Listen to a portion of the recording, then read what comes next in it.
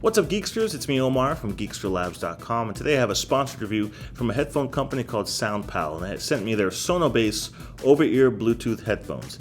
So this pair of headphones actually retails for $60, so it's very reasonably priced. It features 40mm drivers and a 20-hour battery life, and like I mentioned, they are over-ear headphones. So we're going to talk about what's included with this pair of headphones. We're going to talk about the build quality, the comfort and fit, and also the sound quality of the Sono-Bass over-ear headphones. So let's get to it.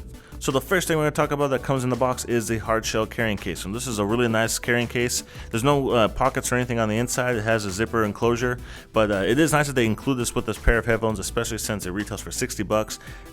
I've reviewed headphones that retail for $200 that don't include the hard shell carrying case, so I really like that they have that with this pair of headphones. Next is the auxiliary cable that's included with this pair of headphones, which is really nice to have just in case you want to save some battery life, or if the headphones run out of battery power and you can't use them wirelessly, you can always just plug them into your device and use them that way.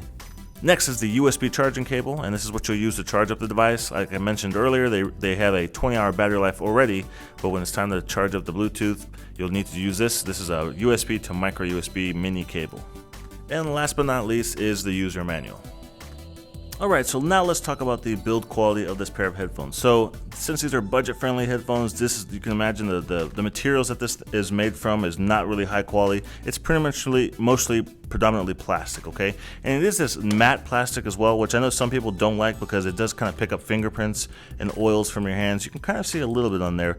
It's not a super big deal and you can't wipe it off, but just something to keep in mind. I guess that's usually the case whether it's a glossy finish or a matte finish. It's kind of gonna do that.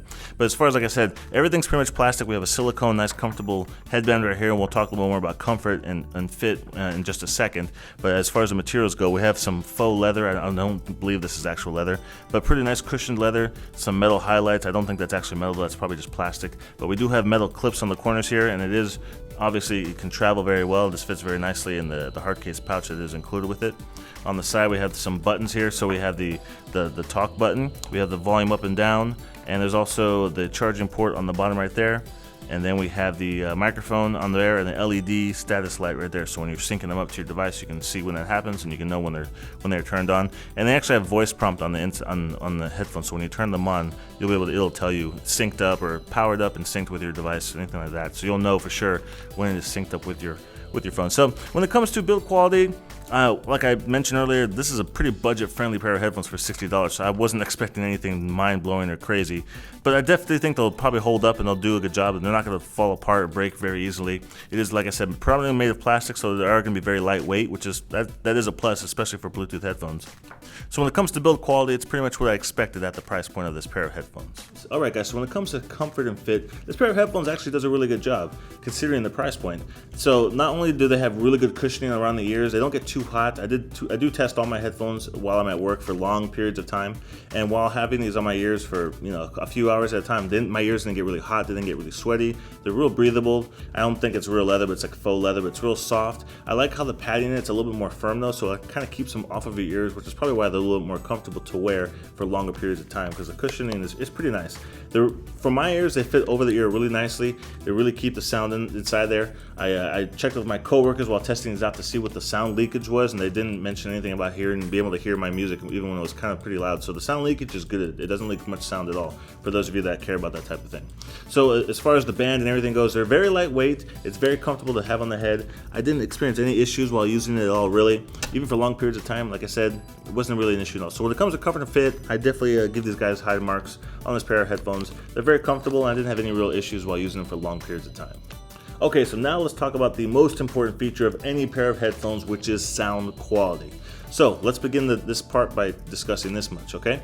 This pair of headphones retails for $60, so I'm not expecting audiophile, crazy, awesome sound quality. This is a pair of budget Bluetooth over-ear headphones with enhanced bass. And so speaking of bass, they're called Sono-Bass. So the high ends are going to be, or the low end is going to be really, really thumping and really hard. But even though that was the case with this pair of headphones, I didn't really notice that it really deterred or took away from any of the others, so the highs and the mids. Don't get me wrong, this is not an awesome, extremely great sounding pair of headphones. It's a good average sounding pair of headphones, which is what I would come to expect for a pair that retail for $60. For those of you that are willing to pay $300 for a pair of Beats by Dre, I would definitely recommend, if you can't afford those, think about looking at these, because these have really high bass, really low, good thumping bass like the Beats do.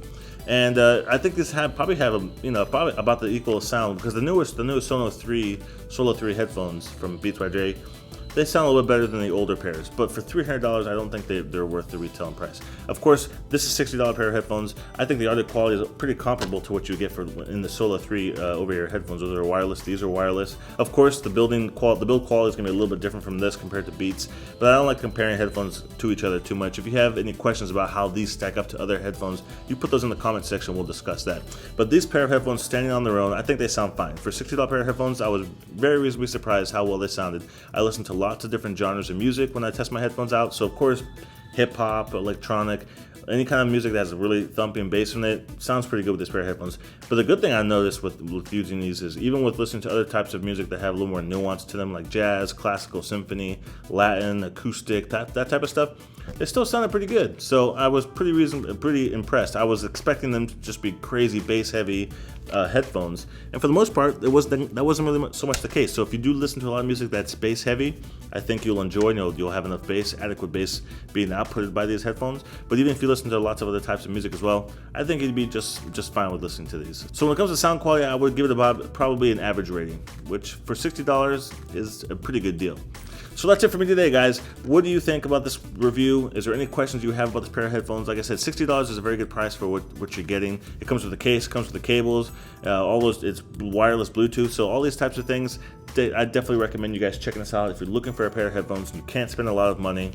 I'd never had heard of SoundPal before. I'd reviewed these, but I'm definitely gonna keep an eye out for them and see what else they're gonna be coming out with. So for budget headphones, definitely recommend you guys checking this out. So that's it for me today. If you have any questions from the things I've discussed in this video, post them down in the comment section. I try to read all the comments and answer them as quickly as possible. If you enjoyed this video, please make sure you give me a thumbs up and share it with your friends. And if you want to stay up to date with all of my videos on YouTube, make sure you subscribe to my YouTube channel.